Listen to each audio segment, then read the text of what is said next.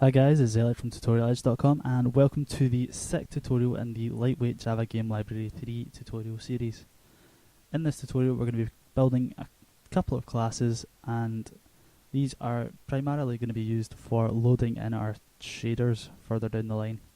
So to begin with, we're going to want to go Source, right click, New, Class, and we're going to put this in the Util package, and we're going to call this class Utilities. Okay, click Finish, and within this class we are going to want to start off by building the following: static string load as string, and we're going to take in the location of our shader. You'll see what this does in a second. So string builder result equals new string builder. And then simple try catch.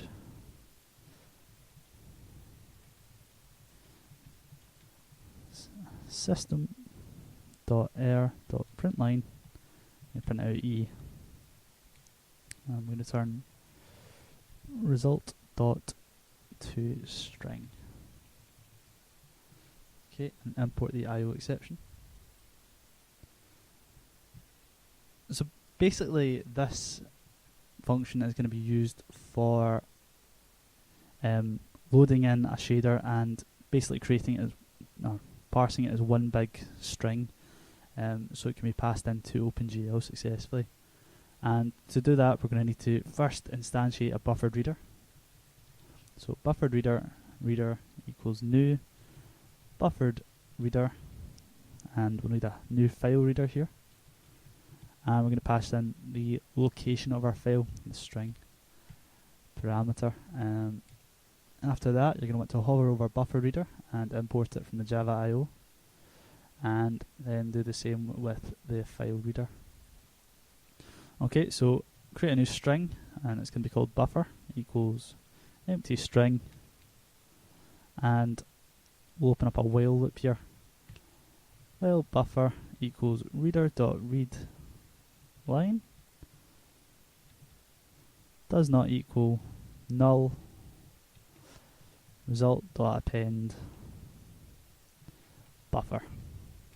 And then when the line is finished, we're going to want to append a new line character, and that can be done using /n. So basically what this does is it reads in the shader file that we're going to be passing into it, and starts off with an empty string and says while the buffered reader can read another line, it will set the buffer equal to that, and it will append this to the result, which we've initialized up here. Okay, and once we've done that, we are going to want to close our buffered reader. Okay, so that's all you need for that function. Next, we're going to be creating a couple of functions which I'm not really going to go into too much detail about how they work or what they're for, but they are essential for passing in things like textures into OpenGL. So byte array, create byte buffer. I'm going to pass in array byte buffer result equals byte buffer dot allocate direct array dot length dot order byte order dot native order. Okay, you might need to import the byte order. Once you've done that, we're going to want to do result.put array.flip and return the result.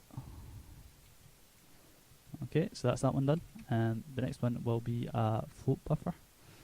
Public static float buffer create float buffer float array.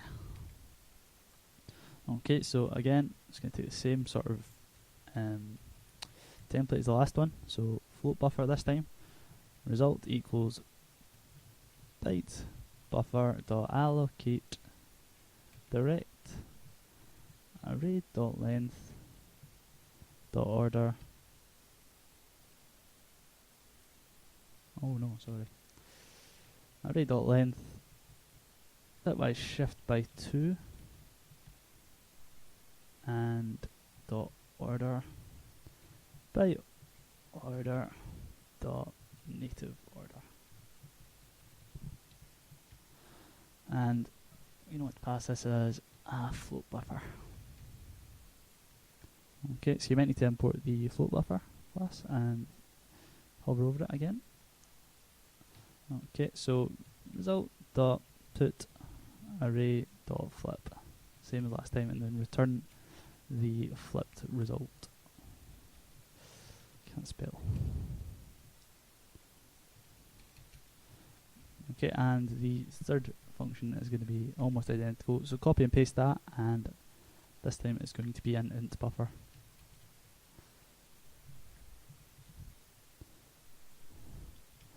Fix that, and it's going to be int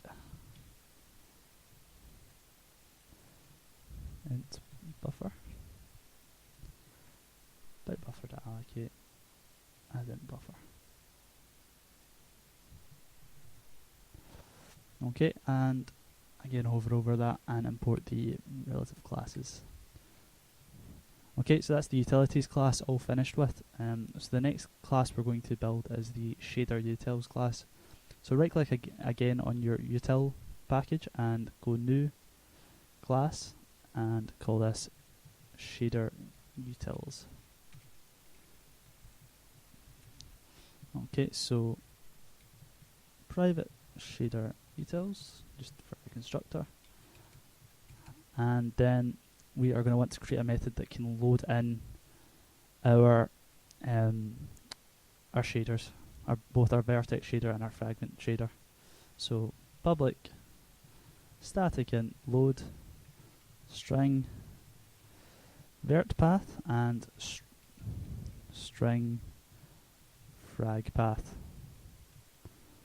Okay, so first we're going to want to create the vertex string equals utilities dot loaded string, and then pass in the path of our vertex shader. And again we're going to want to do the same with the fragment shader that we're going to be building. Frag. Okay, and then you're going to want to return create vert and frag, and we're just going to build the create function now. So public static int create string vert and string frag again.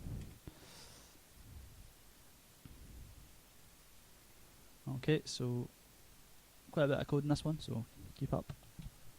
Program equals GL create program. So this basically creates a program object and assigns it to our program variable. In order for this to work, we are going to have to import the following classes at the top. So import static org.lightweightjavagamelibrary.opengl.gl11.star, and then we're going to do the same for GL 2.0 because that's the first version that usually uses shaders. So next line of code we're wanting to do is int vert id equals GL create shader, GL vertex shader,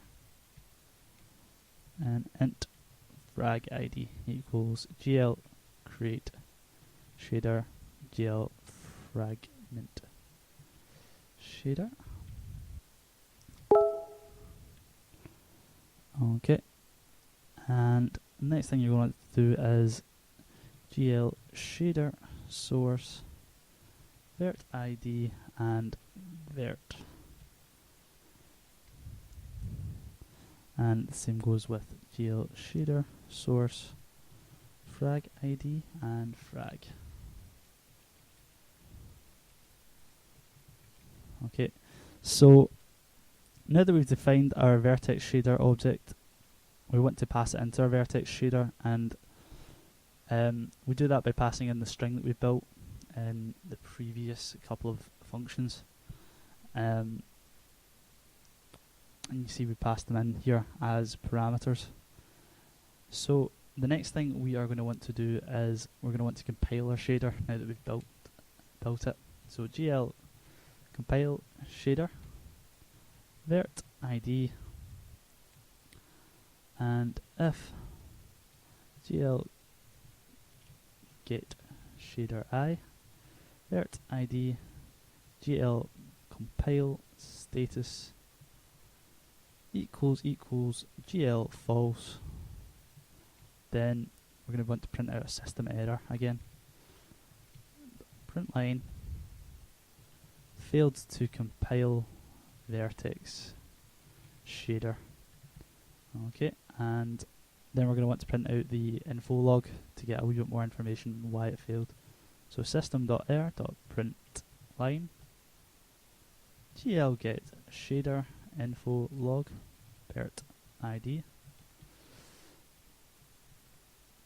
spell it correctly, and we're going to want to do the same for our fragment shader. So again, GL compile shader frag id, and if GL get shader I frag id GL compile status equals GL false, then we're going to want to do the same again. System.err.println failed to compile fragment shader, and then again we're going to want to print out the log to get a wee bit more information. GL get shader info log frag id. Okay, finish that, and next we're going to want to do the following. So GL attach shader program and vert id, and GL attach shader program, and this time it's going to be frag id. And next thing we want to do is link the program object.